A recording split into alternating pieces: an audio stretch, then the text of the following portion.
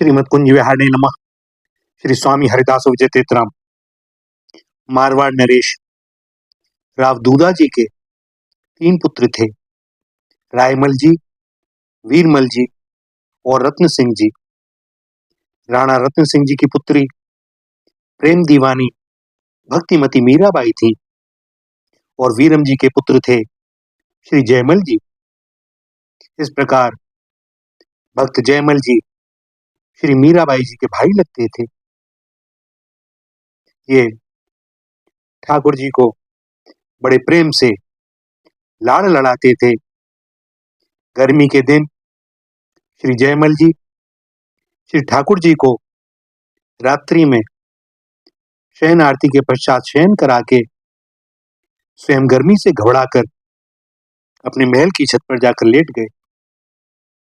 इतने में ही जयमल जी को ठाकुर जी का ध्यान आया कि अरे, मैं तो यहाँ ऊपर आ गया और मेरे भगवान नीचे मंदिर में हैं।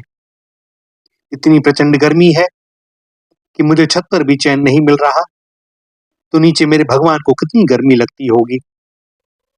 हाय हाय, मैंने श्री ठाकुर जी के सुख की कोई व्यवस्था नहीं की और स्वयं अपने सुख के लिए छत पर चला आया। कैसा अपराध कर दिया मैंने, यह तो सर्वथा भक्ति के विरुद्ध है। अब तो मैं सबसे पहले श्री ठाकुर जी की व्यवस्था करके ही चैन लूंगा। बात की बात तुरंत कारीगर बुलवाए गए और रात दिन के अंदर एक सुंदर बंगला बनकर तैयार हो गया। श्री ठाकुर जी के उस शयनागार में जाने के लिए राजा जयमल जी ने एक लकड़ी की सीढ़ी बनवाई। उसके द्वारा उसमें जाकर पुष्पों से शैया की रचना करते एवं शयन भोग जल आदि सभी वस्तुएं यथास्थान रखकर नीचे उतर आते और सीढ़ी को वहां से हटाकर अलग रख देते, जिससे दूसरा कोई वहां न जा सके और ठाकुर जी की निद्रा में कोई विघ्न ना हो। ठाकुर जी के कमरे से थोड़ी दूर अलग बैठकर ये स्वयं पहरा देते। भक्ति की निर्मल भावना के द्वारा इनका हृदय परम निर्मल हो गया।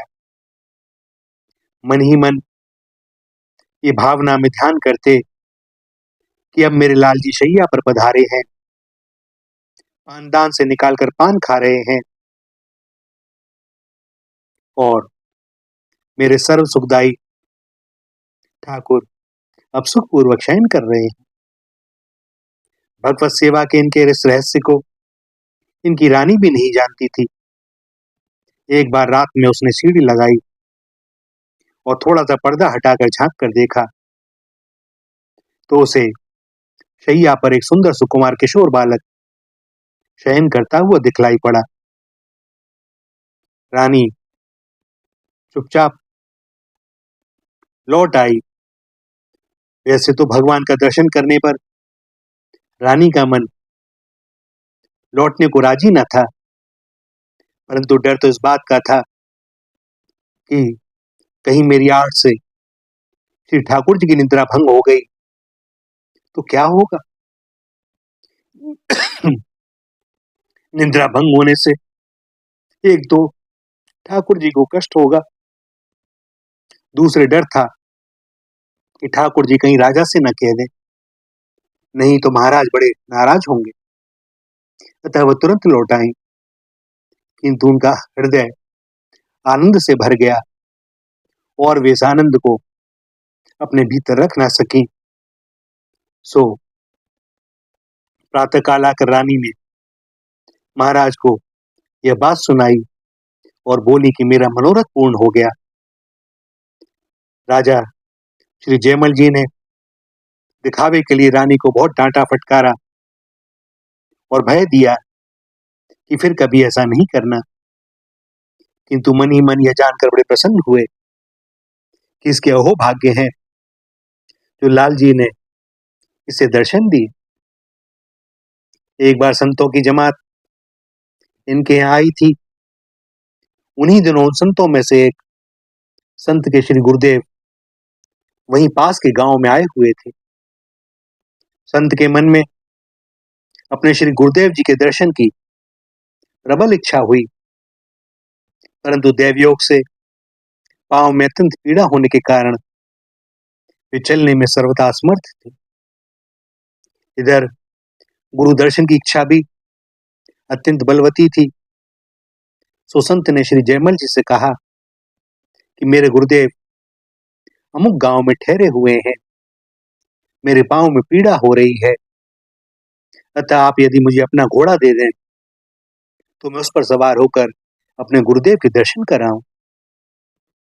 श्री जयमल जी ने तुरंत ही अपना घोड़ा संत को दे दिया और वे संत बड़े ही प्रसन्न मन घोड़े पर चढ़कर अपने गुरुदेव का दर्शन करने गए। दर्शन करके जब लौटने लगे तब उनके श्री गुरुदेव की दृष्टि उस घोड़े पर पड़ी। घोड़े का रंग रूप चाल ढाल देखकर उनके हृदय में उसे लेने की इच्छा हुई और उनके उस सुजान संत शिष्य ने अपने गुरुदेव की मन की बात जानकर सहर्ष उन्हें वो घोड़ा समर्पित कर दिया और पुनः लौटकर यहाँ श्री जयमल जी से सारी बातें सत्य सत्य कह दी। संत की गुरु निष्ठा देखकर जयमल जी बड़े प्रसन्न हुए और बोले, आपको अथवा आपके गुरु जी को यदि और घोड़े चाहिए तो और ले जाइए, क्योंकि हमारे पास अपना तो कुछ है नहीं, जो भी है सब संतों का ही है। श्री जयमल जी की संत सेवा निष्ठा को देखकर वे संत बड़े प्रसन्न हुए और आशीर्वाद देते हुए उन्होंने इनके भक्ति भाव की बड़ी प्रशंसा की। भैया, भगवान कब किस पर कृपा कर दें, और जो भगवत जन होते हैं वे तो भैया बड़े दयालु कृपालु होते ही हैं, क्योंकि भक्ति देवी के प्रभाव से भगवान के सद्गुणों का विकास उनके अंदर भी होने लगता है और बाद में तो जाकर फिर दोनों में कोई भेद रहता नहीं। भगवान की बड़ी कृपा, बड़ी दया कि इस दास के मुख से वे अपने भक्तों का यत्किंचित नाम स्मरण करवा पा रहे हैं।